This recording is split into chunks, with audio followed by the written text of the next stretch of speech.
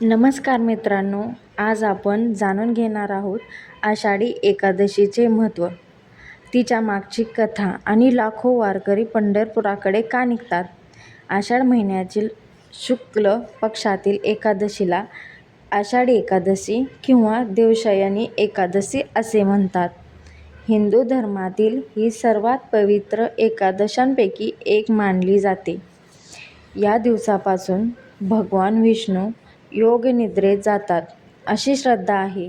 याच दिवसापासून चातुर्मासाची सुरुवात होते. त्यामुळे या काळात भक्त पूजा, जप, उपवास आणि सत्कर्म यांना विशेष महत्त्व देतात. आषाढी एकादशी म्हटली की सर्वप्रथम आठवते ती पंढरपूरची वारी. महाराष्ट्राच्या कानाकोपऱ्यातून लाखो वारकरी अनेक दिवस पायी चालत विठ्ठलाच्या दर्शनासाठी पंढरपूरला पोहोचतात. त्यांच्या मुखी अखंड विठ्ठल विठ्ठल, रामकृष्ण हरी आणि ज्ञानोबा तुकाराम असा जयघोष असतो. चला आता आपण जाणून घेऊ विठ्ठल विठेवर का उभे आहेत. असे सांगितले जाते की पुंडलिक नावाचा एक महान भक्त आपल्या आईवडिलांची मनापासून सेवा करत होता. त्यांच्या भक्तीवर प्रसन्न होऊन भगवान विठ्ठल त्यांना भेटण्यासाठी आले. पण पुंडलिक सेवेत मग्न असल्यामुळे त्याने विठ्ठलाला थोडा वेळ थांबण्याची विनंती केली आणि एक वीट पुढे सरकावली. भगवान त्या विटेवर उभे राहिले आणि भक्ताची वाट पाहू लागले.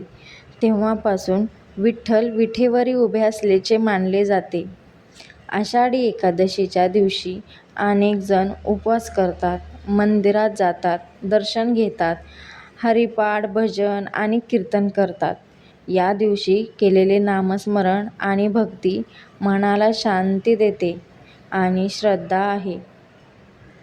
आणि श्रद्धाही देते.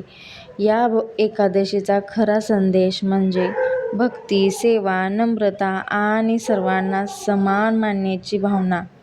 वारकरी परंपरा आपल्याला प्रेम, एकता आणि मानवतेचा सुंदर संदेश देते. तर मित्रांनो, तुम्हीही आषाढीच्या निमित्ताने विठ्ठलाचे नामस्मरण करा आणि आपल्या जीवनात चांगले विचार व चांगली कर्मे जोपासा. हा व्हिडिओ आवडला असेल तर लाईक करा, आपल्या मित्रांसोबत शेअर करा आणि अशा माहितीपूर्ण व्हिडिओसाठी चॅनलला सबस्क्राईब करायला विसरू नका. भेटूया पुढच्या व्हिडिओमध्ये. पांडुरंग हरी विठ्ठल विठ्ठल, पांडुरंग पांडुरंग.